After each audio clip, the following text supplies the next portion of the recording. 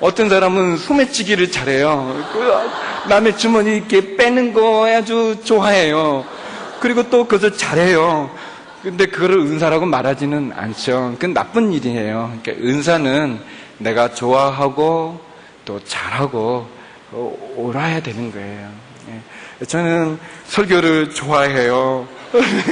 설교를 제 생각에는 잘한다고 생각하고, 이게 나쁜 일은 아니죠. 이런 걸 은사라고 말을 한다고 보면 교만한가? 근데 아무튼 뭐 예를 들면 제가 웃기는 거 이제 제가 선교사로 갔다 왔는데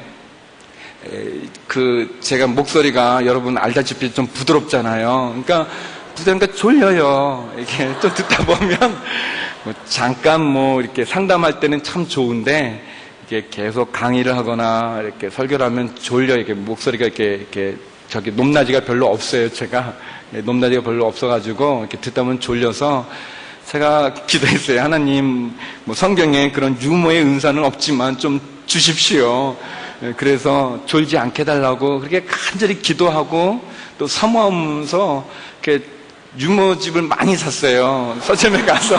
그래서 많이 읽었어요. 제가 읽었는데 어려운 점이 이렇게 한국의 유머라는 게 대부분 이제 음담패설이 많아서 이게 써먹을 게 안 돼요. 그리고 꼭 그런 거는 제가 외워서 하면 어색해요. 이렇게 썰렁하다고 그러고 하지 말라고 그러고 이게 좀 안 좋아서 이제 제가 제 나름의 유머를 이제 개발을 해가지고 이제 하게 됐는데 하다 보니까 너무 재밌어요. 제가 굉장히 좋아해요. 그리고 사람들이 차츰 많이 웃어요. 웃어주는 것도 있지만 그래도 같이 이렇게 웃어주면서 그러면서 설교 때 저희 아내 친구가 저희 교회 나오는데 서빙교 교회 출석하는데 그 아내 친구가 아내한테 언젠가 그런 말을 했대요. 야, 내 남편은 참 이상하다. 내가 좀 졸릴 때쯤 되면 한번 웃겨서 깨우고 또 졸릴 때쯤 하면 이렇게 깨운다고 그래요. 작전이거든요. 그게 다 그냥 제가 막 아무 때나 웃기는 게 아니라 유머하는 게 아니라 좀 교인들이 졸려고 그럴 때 졸지 마세요 이렇게 하면서 하는 거죠. 내게 주어진 은사를 아는 것, 그것이 우리의 성숙의 시작이 될 수 있어요. 왜냐하면 그것은 하나님이 우리에게 준 선물이기 때문에 그래요. 저는 하나님이 제 안에 여러 가지 많은 은사들을 주신 것 중에 하나님의 말씀을 가르치는 거, 말씀을 전하는 거 너무 좋은 거예요. 하나님 말씀을 보면요, 자주는 아닌데 아주 1년에 몇 번은 이 말씀이 꿈틀거려요, 진짜. 그리고 이 행간의 의미가 알려지는 거예요. 저는 다른 사람도 다 아는 줄 알았어요. 근데 몰라요. 그래서 그거를 말하면 은혜를 받는 거예요. 지금 여러분이 은혜 받는다고 저는 느끼는데 그런 게 자주 있지 않더라고요, 사람들마다. 근데 어느 때 보면 말씀이 살아가지고 저에게 보여지는 거예요. 마치 열려지는 것처럼. 그때는 너무 좋은 거예요. 그 열려진 말씀을 전하면 아주 은혜를 받아요. 그리고 이렇게 회복도 되고. 그래서 전 너무 좋은 거예요. 하나님 말씀 성경 공부하고 강의할 때는요, 제가 아침부터 해가지고 저녁까지 해도 괜찮아요. 저는 힘들지 않은 거예요. 듣는 사람은 힘들었지 몰라도 아무튼 저는 열심히 하는데 하다 보면은요, 막 더 힘이 막 나는 거예요. 저에게 어느 장로님이 체질을 하시는 장로님이 계시는데 그 장로님이 저한테 그러더라고요. 제 이렇게 신체적인 체질은 말을 하면 할수록 힘이 나는 체질이래요. 그래서 제가 설교가 처음에는 좀 이렇게 힘이 없어요. 매갈이 없이 이렇게 하는데 중간쯤 가면서 소리가 커지고 흥분이 되고 그러는 게 이 체질적인 거가 있는 거죠. 그러니까 이게 좋은 거예요. 은사죠. 그러니까 저 같은 사람은 말을 많이 해야 되는 거예요. 이렇게 설교도 많이 하고 강의도 많이 해야 되는 거예요. 근데 어떤 분은 말을 하면 할수록 힘이 드는 분이 계세요. 그런 분은 말을 많이 하는 직업을 가지면 본인도 괴롭고 딴 사람도 괴롭고 이제 이게 어려운 거예요. 자기에게 주어진 은사를 아는 게 중요하다. 각 사람에게 나는 은사가 없어요, 목사님. 막 그렇게 말하지 말아요. 성경에 각 사람이라고 그랬어요. 분명히 있어요. 여러분 각 사람에게 다 주셨어요. 선물로 주셨어요. 은혜예요. 내가 좋아하는 거, 내가 잘하는 거, 그리고 그것이 옳은 일로 그리스도의 일, 하나님의 교회를 세우는데 쓰임이 되어지면 그건 내게 준 은사예요. 은사가 없는 사람은 없어요. 여러분 그 은사를 발견해서 그 은사로 하나님께 나가는 거예요. 그것이 성숙할 수 있는, 자라갈 수 있는 시작이 되어지는 거예요. 여러분에게 준 하나님의 은사를 발견하기를 주의 이름으로 축원합니다. 그리고 그 은사로 하나님께 영광 돌리기를 바랍니다. 두 번째, 우리가 성숙을 이루기 위해서 우리에게 필요한 것이 있다면 그것은 그리스도의 몸을 세우는 거예요. 그리스도의 몸을 세우는 일이다. 우리 12절 말씀이 있는데 우리 12절 말씀 같이 한번 읽어보겠습니다. 12절입니다. 시작. 이는 성도를 온전케 하며 봉사의 일을 하게 하며 그리스도의 몸을 세우려 하심이라. 하나님이 우리에게 은사를 줬어요. 각 사람에게 은사를 줬는데 그 은사를 통해서 우리가 자라가게 하셨는데 성장하고 성숙되게 하는데 왜 주셨으니 이는 왜냐하면 이것은 이 목적은 12절에 보면 성도를 온전케 해서 봉사일을 해서 그리스도의 몸을 세우게 하려 합니다. 그랬어요. 그리스도의 몸을 세우기 위해서예요. 그리스도의 몸을 세우기 위해서. 다시 말하면 하나님이 내게 은사를 주셔서 나로 하여금 자라가게 하는 것은 내 영광을 위해서가 아니라는 거예요. 내가 잘 되기 위해서가 아니라는 거예요. 하나님이 내게 준 은사가 있다면 그것은 그리스도의 몸을 세우는 거예요. 교회를 세우는 것이, 하나님의 가정을 세우는 거예요. 하나님이 내게 준 은사가 있다면 그것은 내가 나를 위해서가 아니라 그리스도의 몸을 세우기 위해서예요. 고린도전서 3장 11절에 보면은 사도 바울이 이런 고백을 해요. 이 닦아둔 것 외에 능히 다른 기초를 닦아둘 자가 없다. 이 기초는 뭐냐면 이 터는 곧 예수 그리스도라라는 고백을 하고 있어요. 우리에게 준 은사, 우리의 신앙에 자라가는 그 기초는 뭐냐면 예수 그리스도예요. 그리고 그 예수 그리스도의 몸을 이뤄가는 거예요. 우리가 예수 그리스도의 몸을 이뤄가기 위해서 우리에게 필요한 것이 있다면 우리가 주님을 닮아가는 거예요.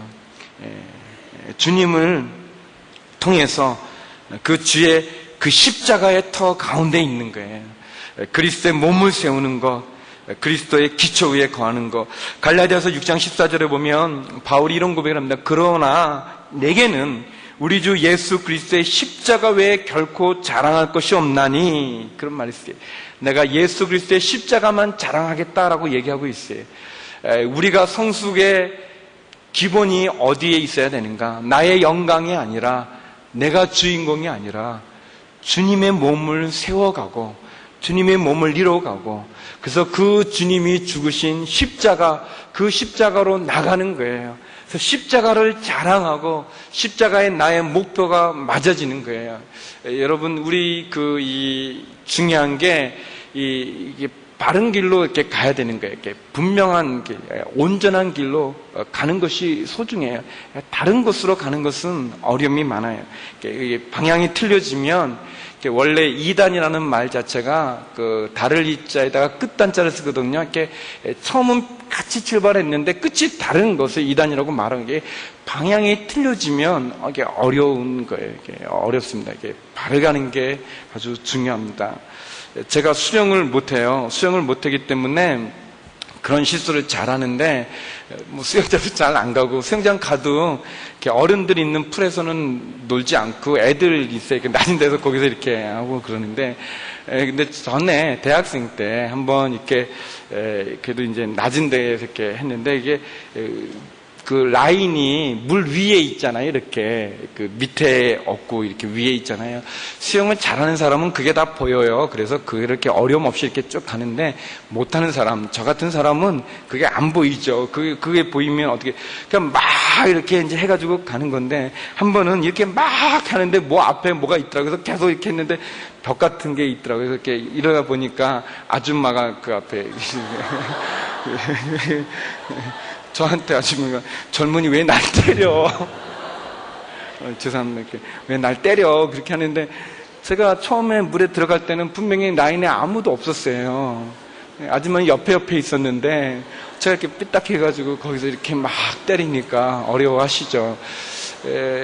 방향이 중요한 거예요. 우리가 성숙하고 우리의 주신 은사를 가지고 우리가 잘 해가는데 그리스도의 몸을 세우고 십자가에 되어지는 거예요. 특별히 귀신을 쫓아내고 병을 고치는 은사를 가진 분들 중에 처음에는 하나님의 은혜로 자신이 통로가 되어서 그 사역을 하는데 하다 보면 사람들이 자꾸 그 사람을 통해서, 목사님을 통해서 역사하시는 하나님을 봐야 되는데 인간인지라 자꾸 그 사람을 집착하게 되고 그 부흥사님과 목사님을 이렇게 자꾸 이렇게 올리다 보니까, 높이다 보니까 자기도 모르는 사이에 자기가 그 영광과 은사를 갖는 게 많은 거예요. 마치 자기가 하는 것처럼, 내가 하는 것처럼 그렇게 바뀌어지는 게 많이 있어요. 늘 우리의 몸은, 우리의 은사는 그리스도의 몸을 세우는 데 있어야 돼요. 그리스도의 터 위에 세워져 가야 되고 십자가가 늘 우리의 중심이 되어서 다른 길로 가지 않고 십자가를 바라보며 나가야 되는 것입니다. 저는 여러분들이 십자가를 바라볼 수 있기를 주 이름으로 축원합니다. 그리스도의 터 위에서 여러분의 은사가 성숙되어져 가기를 주 이름으로 축원합니다. 세 번째는 뭐냐면 우리가 자라가는데, 성숙해 가는데 내게 준 은사를 알고 그 은사로 말미암아 그리스도의 터 위에서 자라갈 때 우리가 그리스도의 장성한 분량까지 자라가야 된다는 거예요. 세 번째, 그리스도의 장성한 분량까지 자라가야 된다. 우리가 어디까지 자라가는가? 주님까지 자라가는 거예요. 주님까지 자라가는 거예요. 주님이 우리에게 주신 그곳까지, 주님이 우리를 부르신 그곳까지 우리는 계속 가는 거예요. 이것이 성하고 이것이 영한 거예요. 주님이 우리를 부르는 그때까지 중단하지 않냐고, 이제는 됐다라고 말하지 않고 자라가는 거예요. 우리 13절 말씀 보겠습니다. 13절 함께 읽을까요? 시작. 우리가 다 하나님의 아들을 믿는 것과 아는 일에 하나가 되어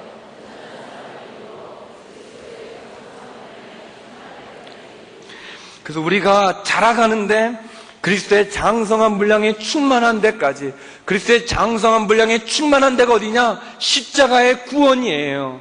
천국이에요. 구원의 길을 열어놓으신 진리예요. 거기까지 우리가 자라가야 된다는 거예요. 이만큼이면 됐지가 아니라 끊임없이 자라가는 거예요.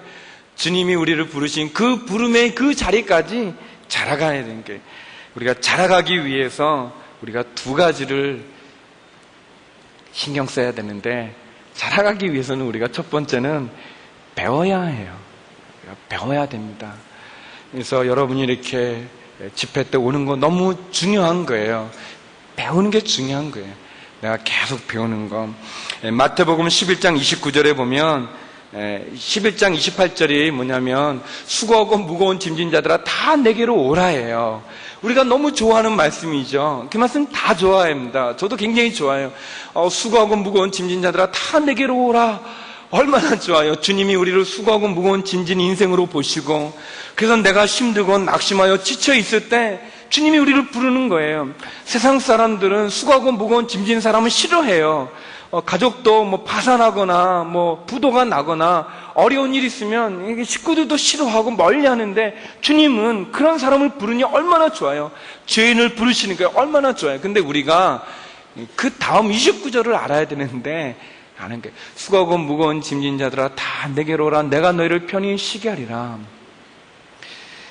나의 멍에를 베고 내게 배우라. 그렇게 말씀하셨어요, 주님이.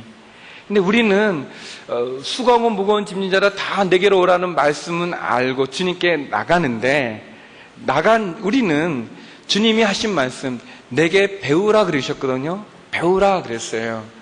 내 짐은 쉽고 가볍다고 그랬어요. 배우라고 그랬는데 우리가 배우지 않는 거예요. 주님께 가기는 갔어요. 나오긴 나왔어요. 그걸 우리가 뭐 해야 되느냐? 배워야 되는 거예요. 주님의 말씀을 배워야 되는 거예요. 근데 그 말씀, 주님의 명령은 우리에게 무거운 게 아니라는 거예요. 내 짐은 쉽고 가볍다고 그랬어요. 배워야 되는 거예요. 배워야 되는 거예요. 민수기 14장 28절에 보면 그 가데스 바냐에서 떠났던 정탐꾼들이 돌아와서 보고를 해요. 근데 10명이 보고하죠. 그 땅은 실로 아름답도다. 젖과 꿀이 흐르는 아름다운 땅이다. 그 소산은 참으로 크다. 그런데 거기에 사는 거인들, 그들이 우리를 생각할 때도 그렇고 우리가 우리를 생각할 때도 우리는 메뚜기다. 그래서 우리는 그 땅을 갈 수가 없다. 우리는 여기서 죽게 됐다. 그렇게 보고를 합니다. 여호수아 갈렙 두 사람은 그렇게 보고하지 않죠. 그 성은 견고하고 그 땅의 거민은 거인이지만 하나님이 우리와 함께하면 그들은 우리의 밥이다. 그런 보고를 해요.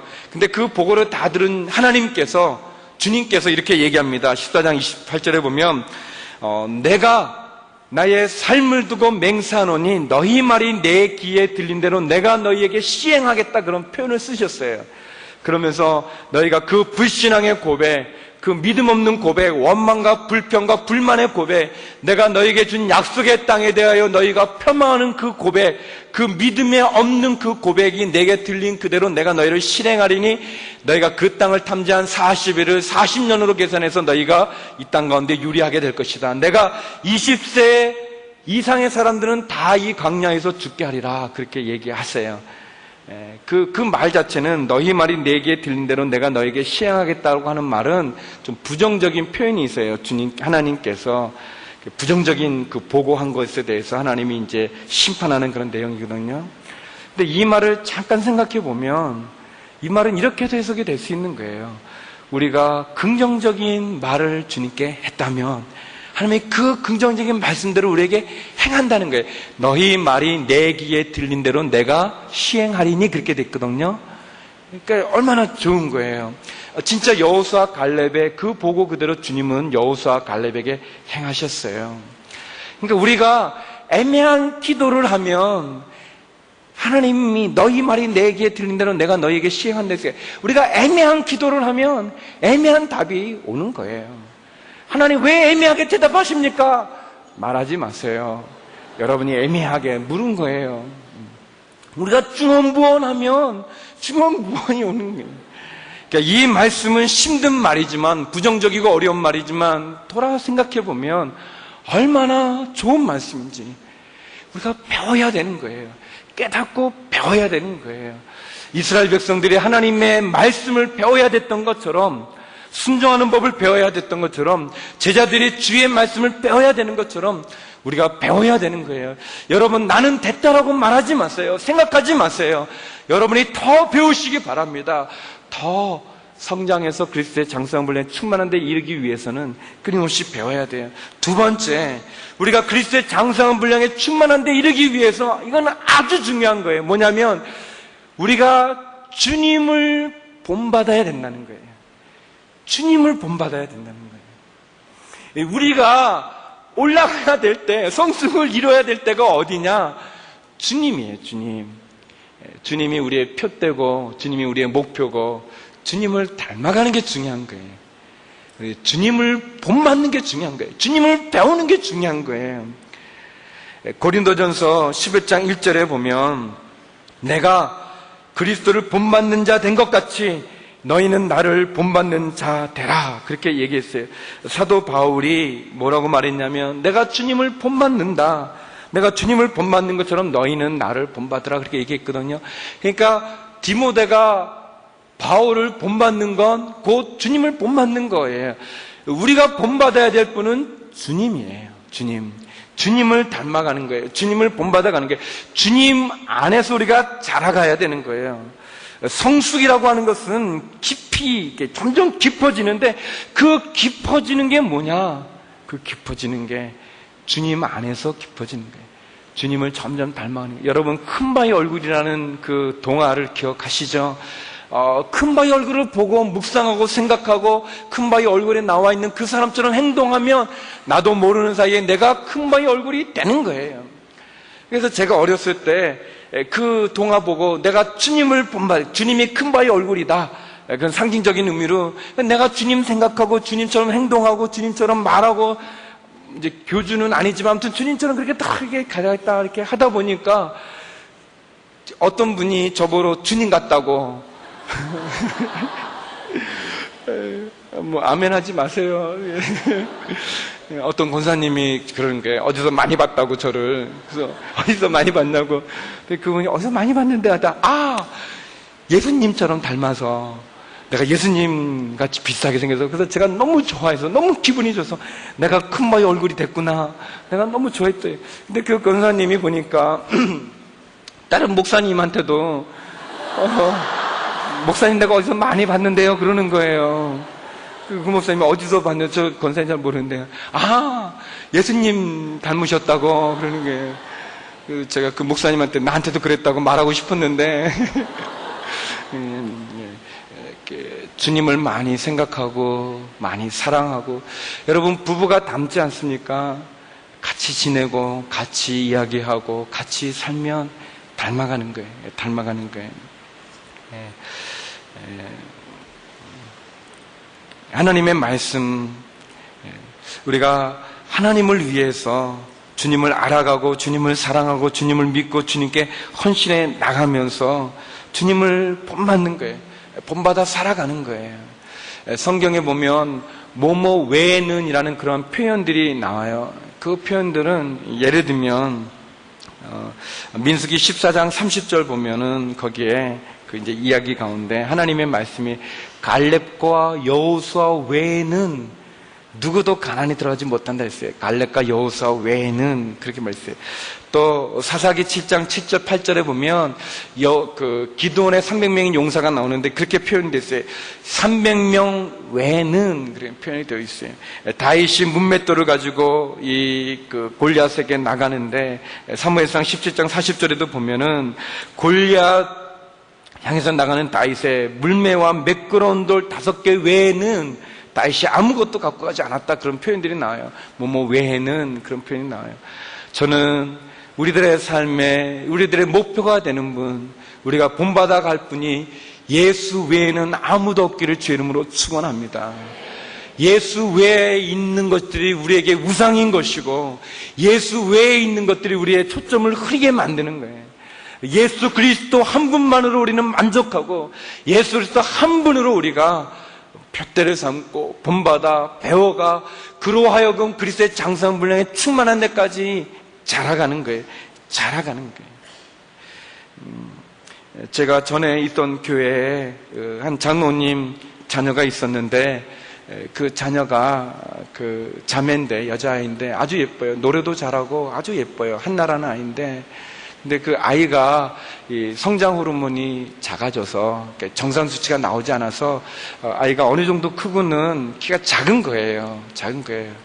근데 그 장로님이, 그 권사님이 아주 사업도 잘하시고 너무 좋으신 분이에요. 유머도 많으신 분이고 아주 즐거운, 걱정 근심이 없는 듯한 분들이셨는데 그 딸 아이가 키가 자라지 않는, 성장하지 못하는 것에 대한 아픔이 많으셔요.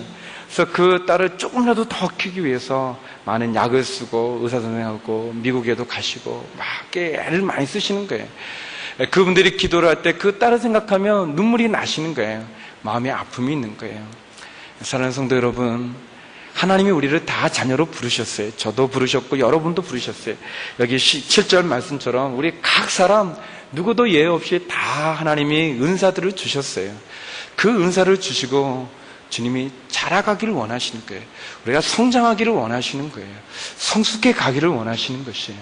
사랑하는 성도 여러분, 우리가 자라지 못할 때, 성장하지 못할 때 마치 성장하지 못하는, 자라지 못하는 아이를 보라보는 그 아버지, 어머니의 눈물처럼 하나님이 아파하세요. 힘들어하세요. 고통스러워하십니다.